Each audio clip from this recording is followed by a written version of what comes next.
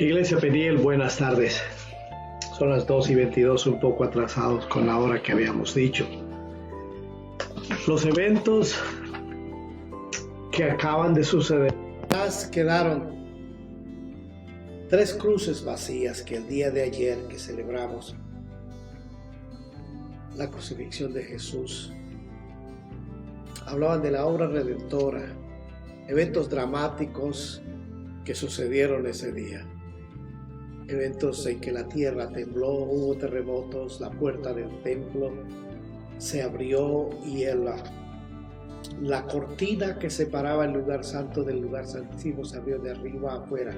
El terremoto fue de tal magnitud que la puerta del templo se partió y quedó expuesto. Desde la calle se podía ver lo que había en el lugar santísimo, lo cual no se había podido ver en siglos. Esto daba Jesús como referencia que ese pacto había concluido y un nuevo pacto, un mejor pacto ahora eterno, con la sangre poderosa del Cordero, un Cordero sin mancha, el cual era Cordero, Redentor, Salvador, Rey de Reyes, Señor de Señores, Príncipe de Paz, estaba ofreciendo para salvación de la humanidad.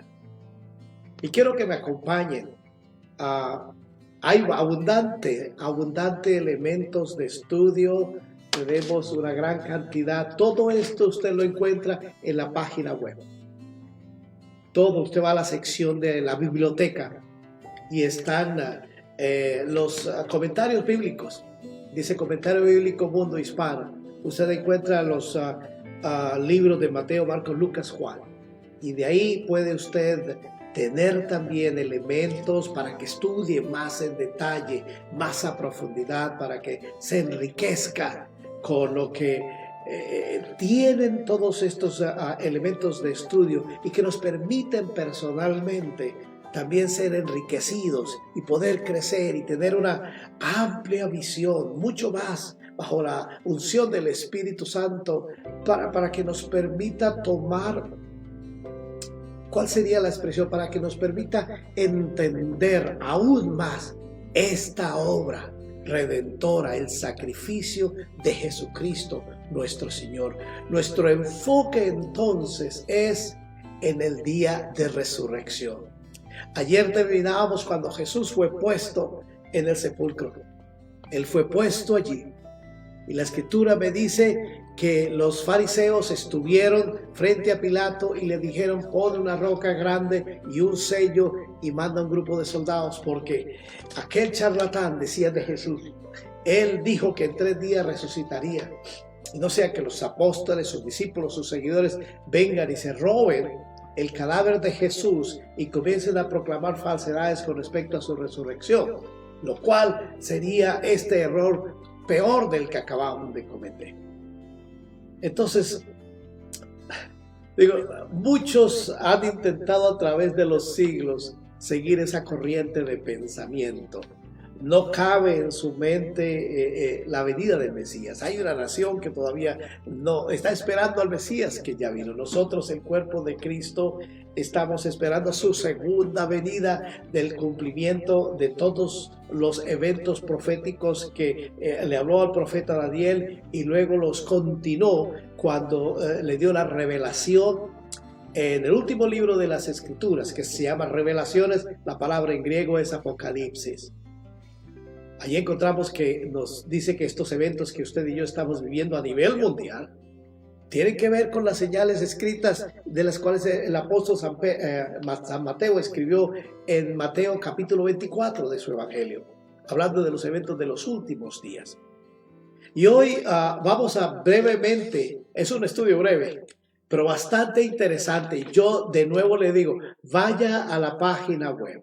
Entre la aplicación también, usted lo puede bajar en la aplicación si para usted es más cómodo. De hecho, es muy interesante porque usted donde quiera que encuentre, usted carga su teléfono para todas partes.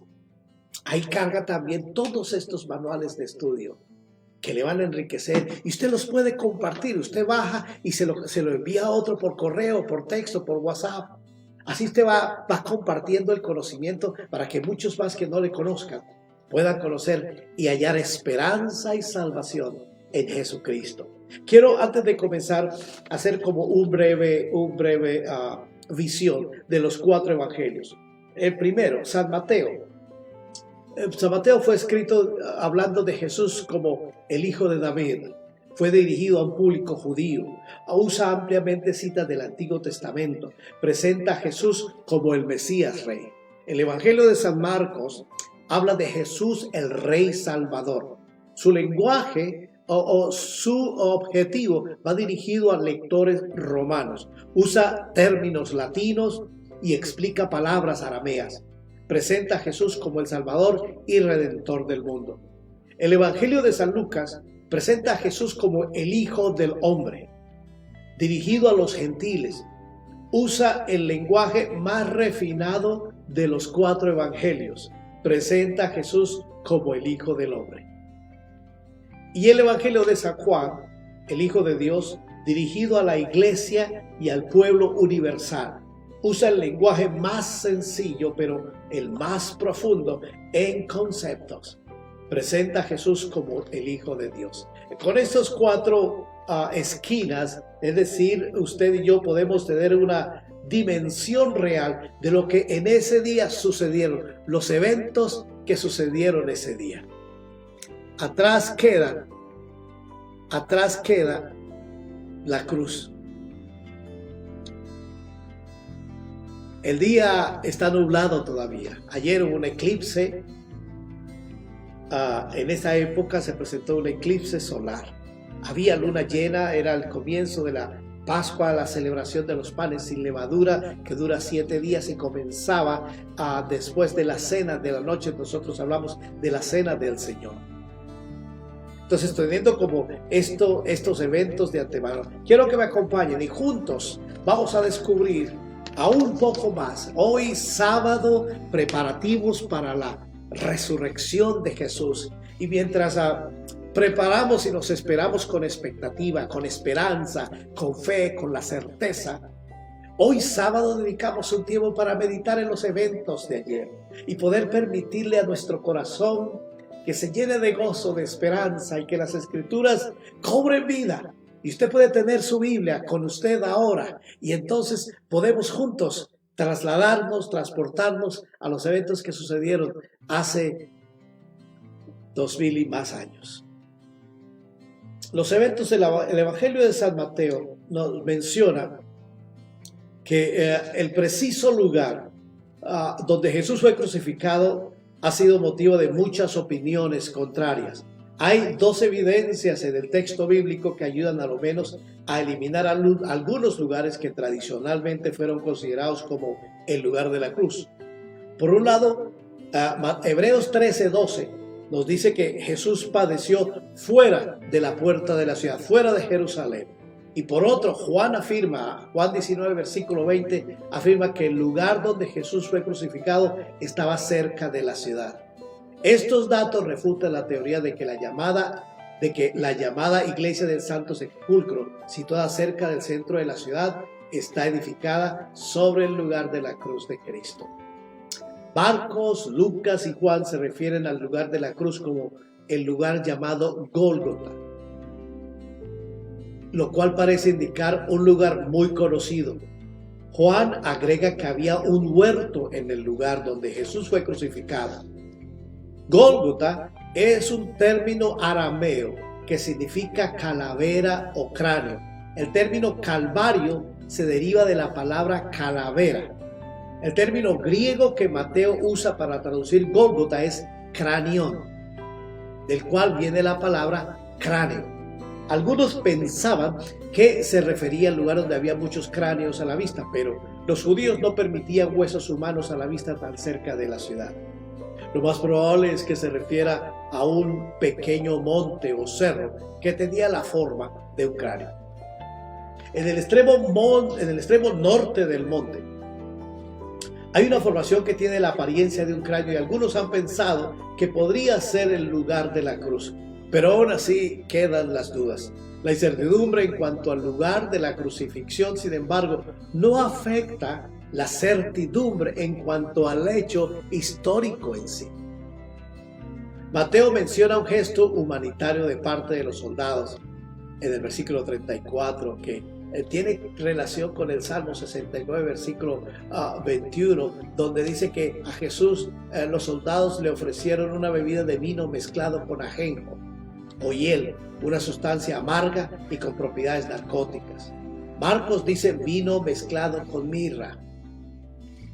Marcos 15, 23. Parece que el propósito era amortiguar los dolores terribles de los clavos y la muerte lenta, pues la bebida tendría un efecto anestésico.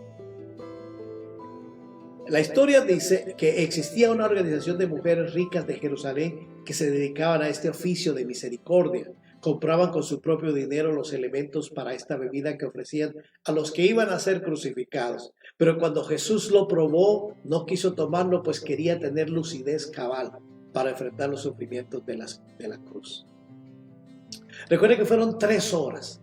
Jesús fue crucificado a las 9 de la mañana y falleció a las 3 de la tarde. Las 3 primeras horas de Jesús que narra el evangelista Mateo en el capítulo 27, entre los versículos 35 al 44, al llegar a este punto del relato del evangelio, uno piensa que debiera encontrar unas descripciones en detalle del sufrimiento físico de Jesús. Extrañamente no solamente se omite por completo ese elemento, sino que en el versículo 35 el anuncio de la crucifixión se hace con un participio que podría traducirse y cuando le crucificaron, o habiéndole crucificado, o después de crucificarlo. El participio está subordinado al verbo principal, repartieron sus vestidos. A pesar de la realidad innegable del sufrimiento humano, inhumano e indescriptible de Jesús, los evangelistas no querían distraer la atención del propósito redentor de la muerte de Jesús. El sufrimiento más penoso fue cuando se sintió separado del Padre por el pecado del mundo que llevaba sobre su cuerpo. Los soldados tenían derecho a apropiarse de los vestidos de los que eran crucificados. La ropa que repartieron consistía de 5 piezas: zapatos, turbante, faja o cinto, ropa interior y manto. Normalmente 4 soldados clavaban al preso a la cruz. A cada soldado le tocaba una prenda de más o menos igual valor, pero el dueño del manto se decidía echando suertes, es decir, usando piedrecillas o palitos. Es lo que narra Juan en el versículo 23 de su capítulo 19. Comenzamos a ver el cumplimiento de varios detalles del Salmo 22. Quizá el más mesiánico de todos, Salmo 22, versículo 18, donde relata cómo se jugaron sus vestidos. Mateo perdió la oportunidad de llamar la atención al cumplimiento de estas profecías como frecuentemente lo hace. Los soldados tenían la responsabilidad de vigilar la cruz para evitar que los amigos viniesen a bajar a las víctimas o que otros los torturasen más. Pusieron sobre su cabeza, dice en el versículo 37. Es una expresión que define la forma de la cruz. O sea, tenía la forma de una cruz y no de una X, de un símbolo de más y no de una X. Pilato mandó colocar la causa judicial de Jesús, esto es, el motivo de su crucifixión. Este es Jesús, el Rey de los judíos. Los 4 evangelios mencionan este hecho, aunque Mateo es el cual que a través de su evangelio hace hincapié en Jesús como Rey. Juan agrega algunos detalles de interés. La cruz estaba en un lugar sobresaliente, pues muchos judíos leyeron la causa escrita. Quiero mostrarles un poco la presentación de la cruz. Entonces, la cruz tenemos en la parte superior, es el poste vertical, simplex. En la parte siguiente, donde estoy señalando, están los títulos, es decir, la causa de su crucifixión, que fue donde Pilato se escribió la causa de su crucifixión. Se llamaba Rey de los Judíos. Luego el patíbulo, en latín se llamaba el patíbulo, es en lo que se cree que Jesús cargó ese día. Esta viga transversal y llamaban la cruz. La viga vertical ya estaba en el lugar. donde iba a ser crucificado. La sedécula, o era el soporte que había aquí, el soporte para el cuerpo. La parte inferior tenía el soporte para los pies, o sedile, se llama en latín. Entonces, estos componentes nos ofrecen una imagen de lo que pudo haber sido la cruz ese día. Ahora, Pilato mandó a colocar en la parte donde dice títulos el motivo de su crucifixión. Este es Jesús, el Rey de los judíos. Los otros evangelios narran de que fue escrito en latín, en griego y en hebreo arameo. Es decir, todas las personas de ese lugar en Jerusalén podían saber la causa por la cual cada persona era crucificado. Los sumos sacerdotes protestaron por el texto del título. Recordemos que el letrero estaba escrito en hebreo para judíos, latín para romanos y griego para el resto de la humanidad. Los sumos sacerdotes protestaron por el texto del título pidiendo un cambio. Pilato, sin embargo, no estuvo dispuesto a hacer más concesiones. Lo que está escrito, escrito está. Marcos, permíteme ir un poco al Evangelio de San Marcos, capítulo 15, versículo 29. Aquí, permítame, quitamos un poco la imagen para poder volver. Marcos capítulo 15, versículo 29 al 32,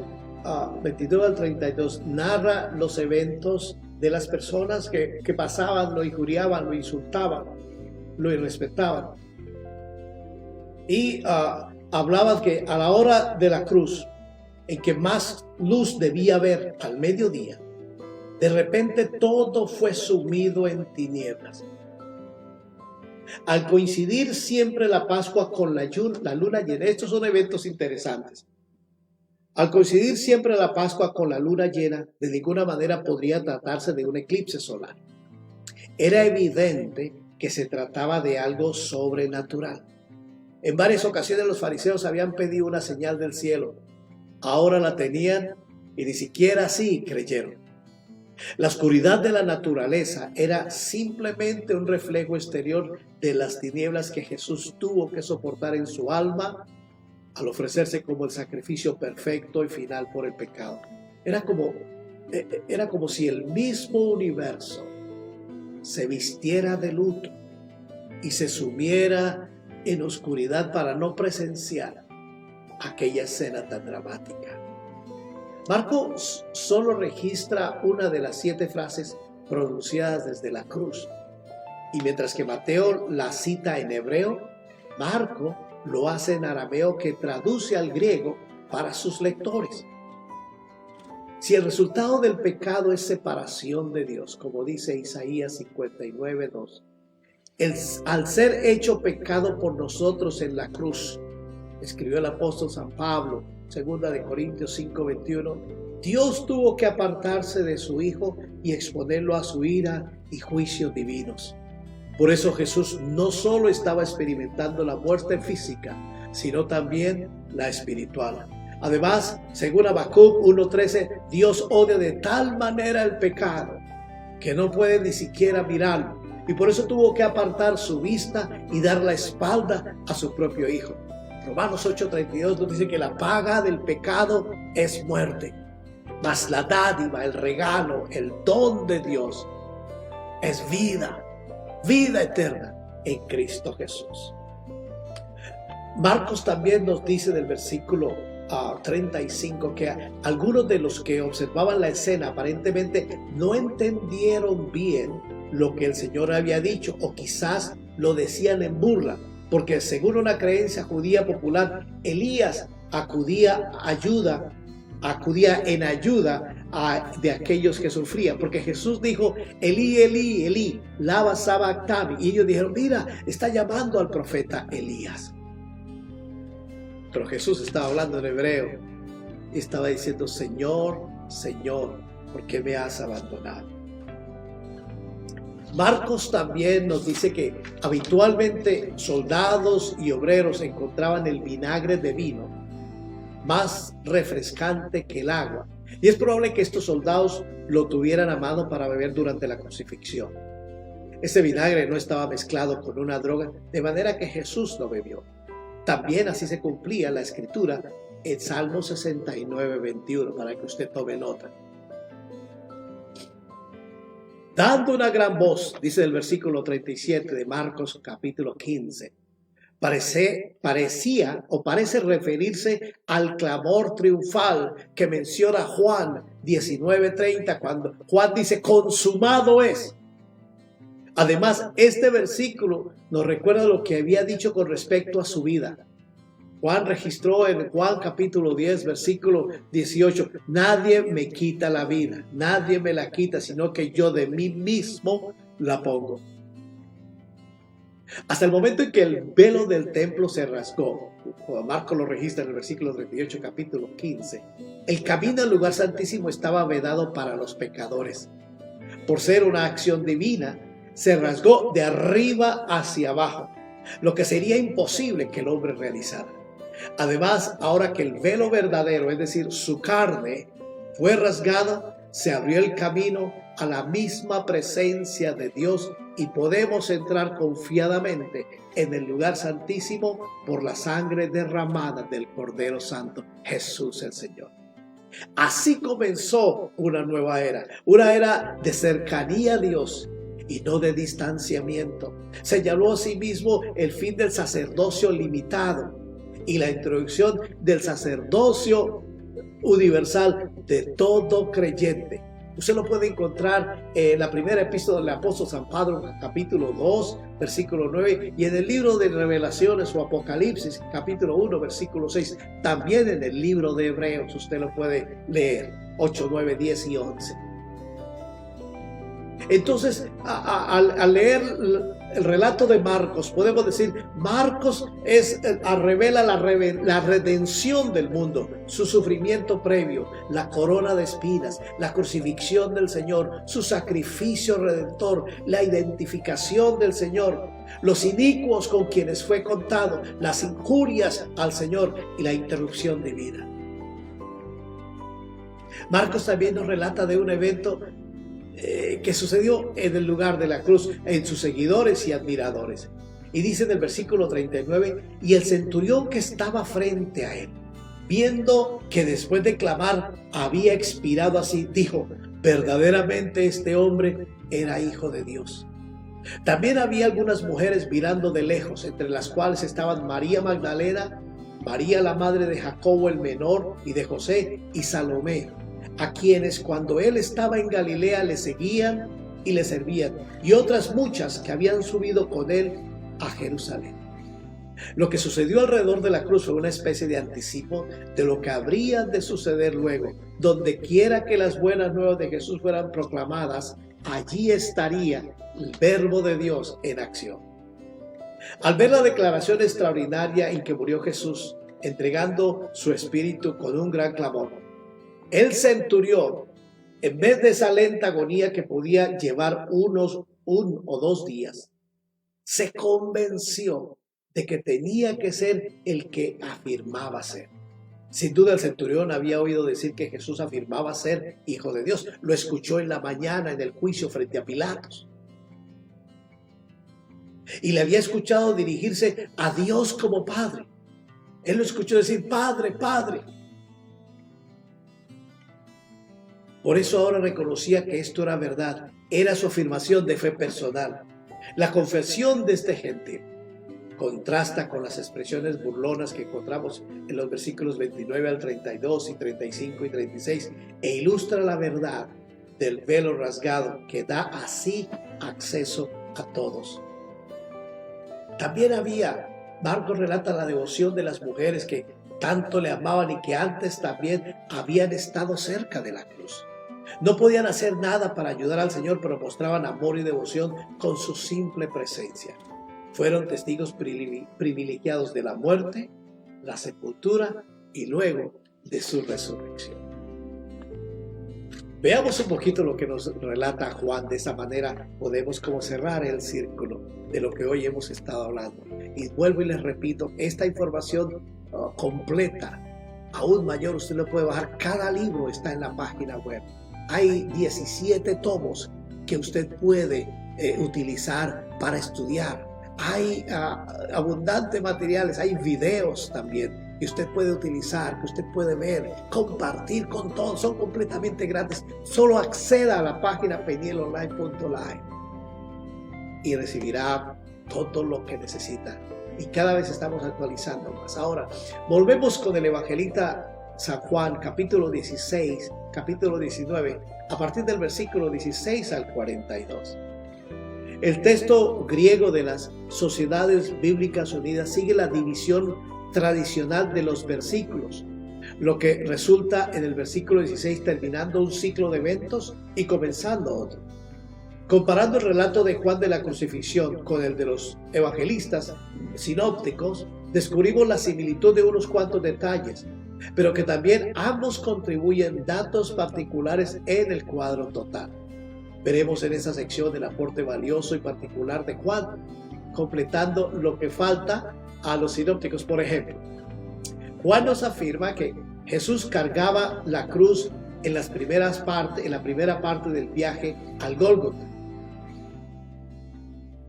Juan describe el título de 3 idiomas que fue puesto sobre la cruz de Jesús y el desafío de los judíos por los términos del título. Anota también 3 de las 7 palabras de Jesús pronunciadas desde la cruz. Juan registra la herida en el costado por la lanza y la participación de Nicodemo en el entierro.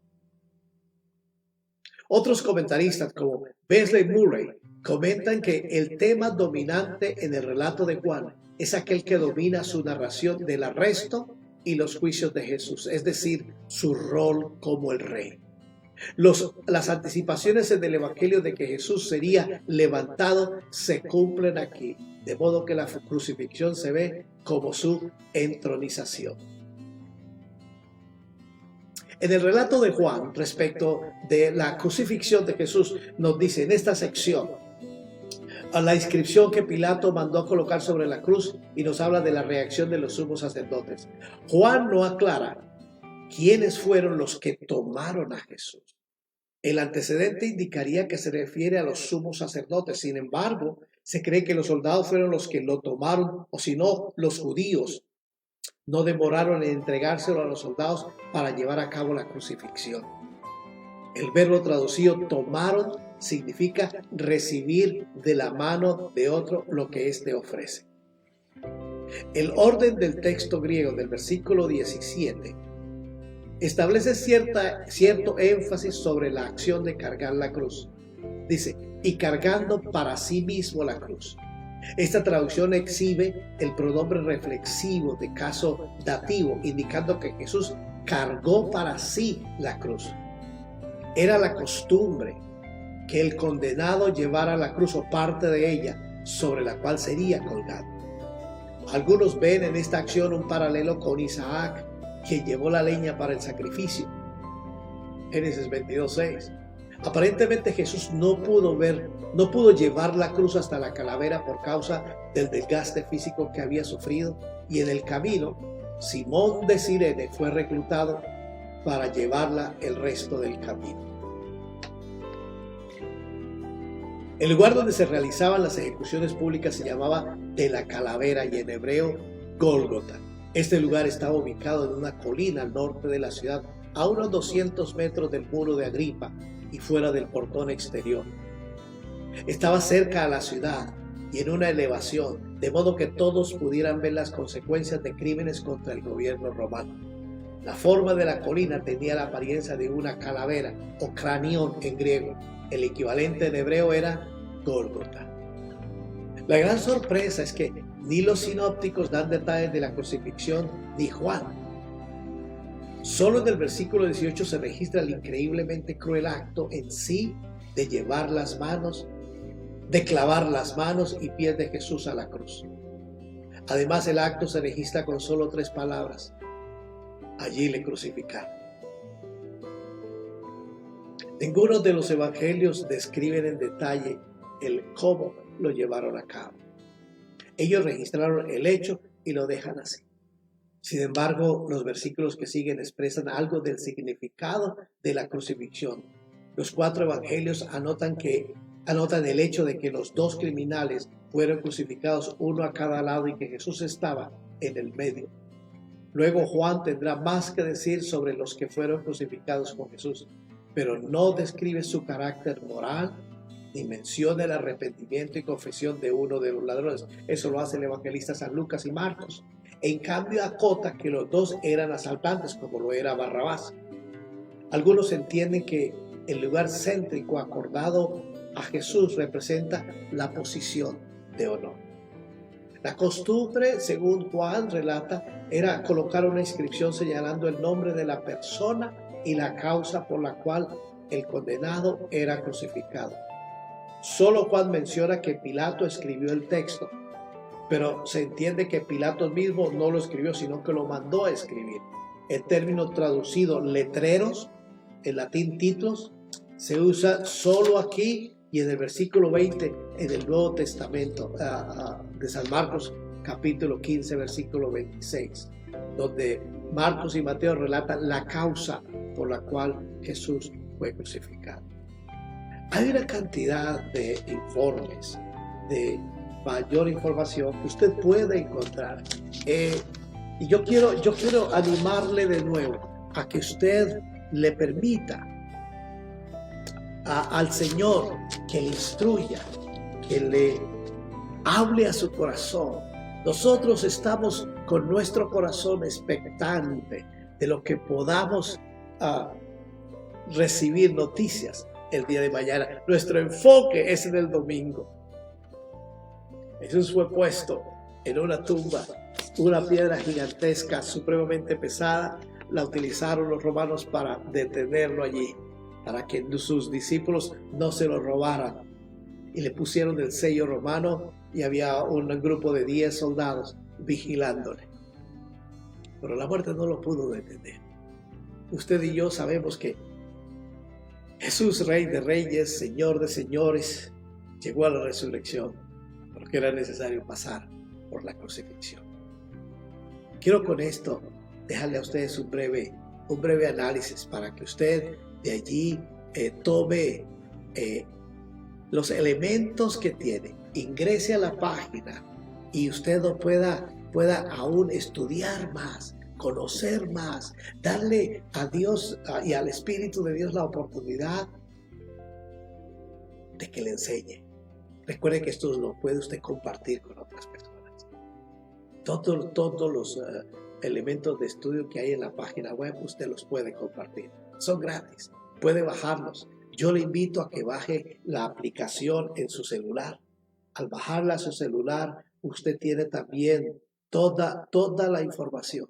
Tiene ahí toda la información, videos, tiene videos sobre la resurrección, tiene también los libros de estudio que hoy hemos traído y que quise presentarlos para que usted pudiese conocerlos más. En la aplicación usted los puede encontrar. Hay aquí hay una parte que dice biblioteca.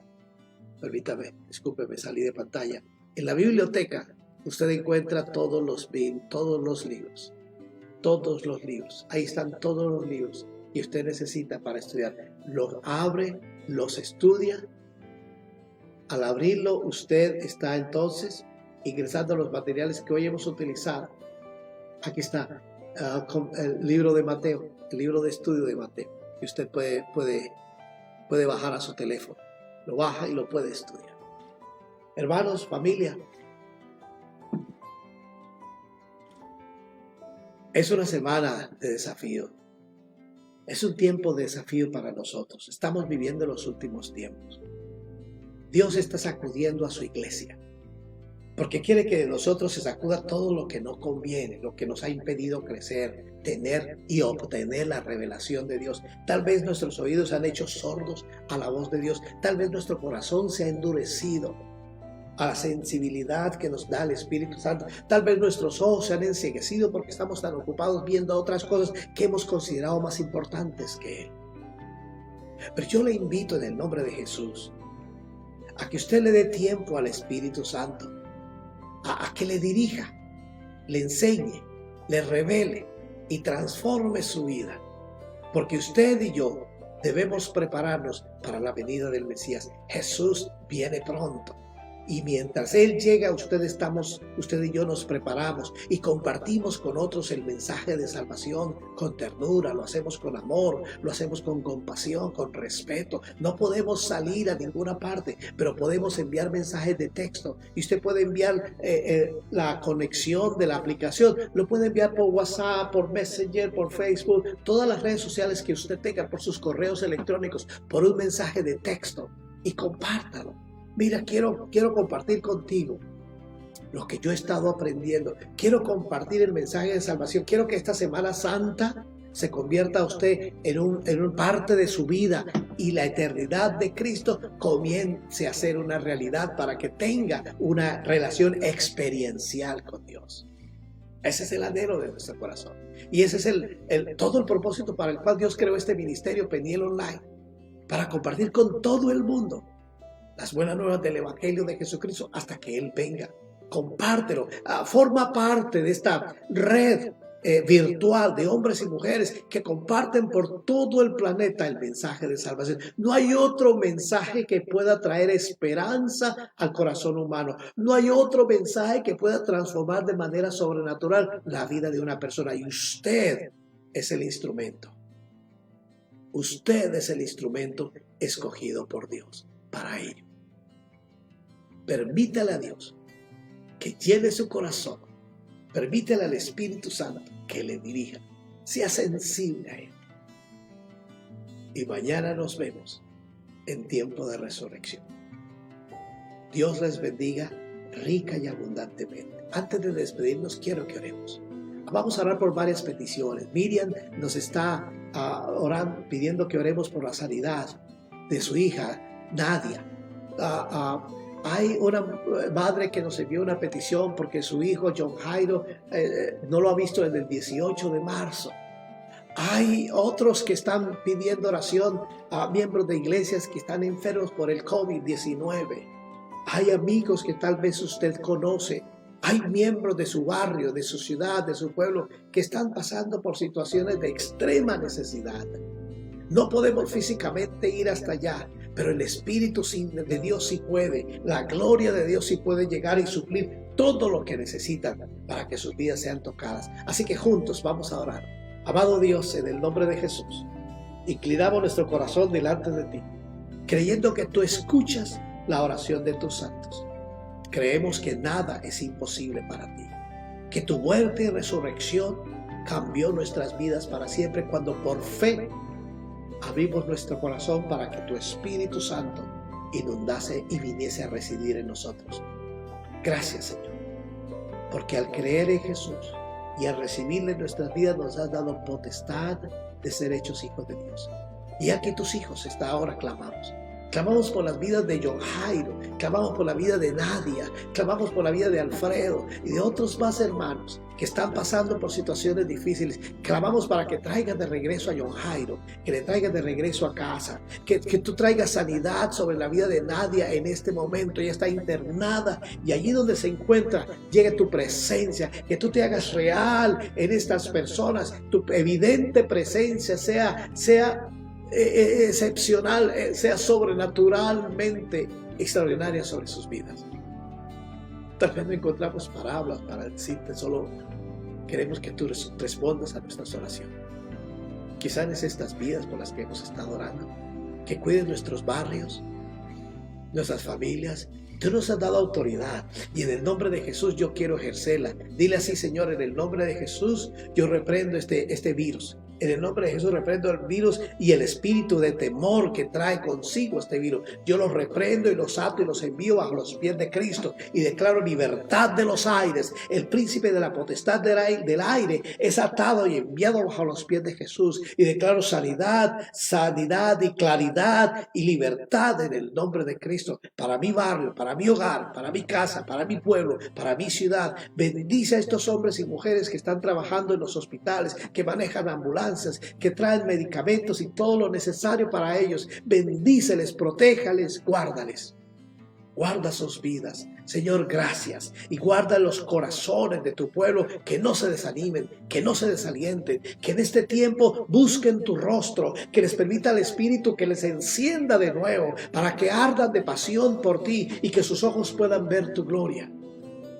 Gracias, Señor, por tu presencia y por tu poder, por respondernos de manera sobreabundante, porque escrito está: oramos a aquel que es poderoso para hacer en nosotros todas las cosas, mucho más abundantemente de lo que pedimos o entendemos, por el poder que opera en nosotros. Amén y amén.